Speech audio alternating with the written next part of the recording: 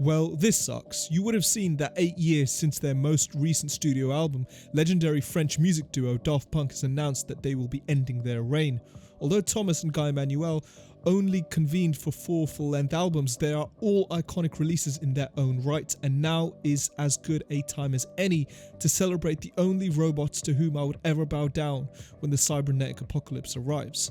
And before we begin, just a couple of disclaimers. We try to be as objective as possible, but you can't get away from subjectivity when it comes to art. You're probably going to disagree on certain things we say, and that's fine. And also, we're probably going to miss some parts or not cover other parts. This isn't because we forgot to or didn't like the other stuff, it's because we chose this video to go in a certain direction. That's it. Regarding the chapters, use them. If a part of the video bores you, use the chapters or skip forward to a different section. Some videos will not use snippets and some will. Videos with snippets are demonetized.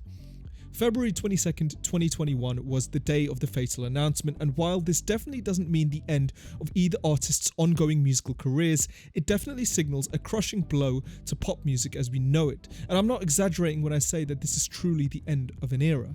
Being a millennial, I'm literally incapable of remembering a time when Daft Punk didn't exist. In fact, their debut album, Homework, was released a mere 3 months before the writer of this script was born. Speaking of Homework, talk about one of the most well-crafted debut albums of all time, and this wasn't an album that caught people off guard when it came out. Daft Punk had been building their repertoire, crafting singles slowly over a period of 3 years. The music appreciating world was well aware of the Parisian house electronica duo at the time, having been blown away by the song Da Funk when it was first released in 1995. Amazingly, Daft Punk didn't have grand plans for Homework at first, just planning on compiling a bunch of singles. They churned out so much great material though that it ended up making for well over an hour's worth of endlessly danceable electronic music, not to mention that it gave us the classic song Around the World. It's a perfect pop song, and it achieves that by balancing out its own simplicity with a groove that no human being could turn down. I'm not insulting it by noting its simplicity, by the way. It's one of the song's most apparent features. So much so that in a thorough 2017 analysis of 15,000 Billboard Hot 100 hits, Around the World was named as the #1 most lyrically repetitive hit song of all time. And while repetitiveness is often cited as an explaining factor for an apparent decline in the quality of chart-topping pop music, Daft Punk turns the phenomenon on its head by stretching it to its logical extreme, resulting in a song that effortlessly blends house music beats, disco grooves, and synth funk vocals. It's a perfect song on a perfect album, and it only marks the beginning of the duo's esteemed catalogue. As great as Homework is, many fans agree that 2001's Discovery is really where they hit their stride, and it's still considered by many to be their best ever. Inspired by their newfound success, childhood nostalgia, and the quickly advancing nature of electronic music's progress at this time, they took to the studio to evolve far past what they'd done before. They were partially inspired by what they were hearing at the time from UK-based ambient techno legend Aphex Twin, particularly his 1999 non-album single Window Licker, name-dropping that tune in particular during an interview with MTV at the time of Discovery's release. They wanted to simultaneously forge an entirely new sound and draw heavily from their childhoods. Suffice to say, this worked incredibly well. One of the major additions to their musical fold on Discovery was sampling. Not only did they sample a few classic songs from the era they were attempting to evoke, such as George Duke's I Love You More and Edwin Birdsong's Cola Bottle Baby, but they also did a large amount of self-sampling. They recorded a significant amount of live material in the studio, using organic instrumentation, allowing these bare-bones synth disco funk excursions to serve as the basis for the final products that they would become. This period of time for Daft Punk was a whole era too, make no mistake about it. Discovery was accompanied by an anime-inspired science fiction film entitled Interstellar Quadruple 5, the story of the secret star system. Thomas and Guy Manuel even managed to rope one of their childhood heroes, Leiji, into a behind-the-scenes role as a supervising producer. This film isn't fondly remembered, but it still serves as an example of the sheer amount of creativity that was emitting from these guys at the time. It couldn't be contained to a loose concept album about childhood joy and progressive experimentalism. They needed to make a movie too. This period of time for Daft Punk also saw the release of the classic live album Live 1997, a 45-minute excerpt of a performance at the K Club in Birmingham, England. Initially released only to fans who purchased copies of Discovery early, Virgin Records released this essential material to the general public in October 2001. and it remains an astonishing testament to the self-assured classicism of this dynamic duo. If you can believe it, it's still just the beginning. The mid-2000s represented a period in the group's history that was simultaneously its critical low point and its commercial high point. This fever pitch of Daft Punk enjoyment is perfectly captured by the 2005 LCD Soundsystem song Daft Punk is Playing at My House, a humorous dance punk number about exactly what the title describes. Sadly, this was accompanied by what many viewed as a disappointing step back for the duo.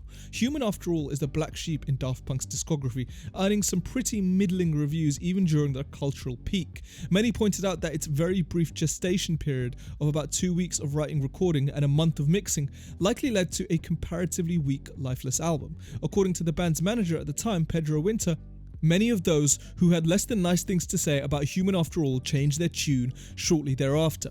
While Human After All is very few people's favourite Daft Punk album, it coincided with their legendary 2006 Coachella headlining set, an experience that is still heavily cherished by the lucky several thousand in attendance. This show kicked off the Alive 2006-2007 period, which quickly rehabilitated the band when people were starting to doubt. The resulting live album, aptly titled Alive 2007, did extremely well, earning Daft Punk its first 2 Grammy Awards for Best Electronic Dance Album and Best Dance Recording. It was recorded in Paris, and it's most well remembered for being a transformative display of the group's many phenomenal songs. Even the songs that didn't work quite as well on Human After All were really popping off in their live versions, reminding everybody why these guys are as well regarded as they are. The next few years were mostly littered with one-off projects and unforgettable collaborations. Kanye West helped transform Harder, Better, Faster, Stronger into the anthemic Stronger on his incredible third album, Graduation, announcing a brave new union of hip-hop and dance music that inspires many to this day.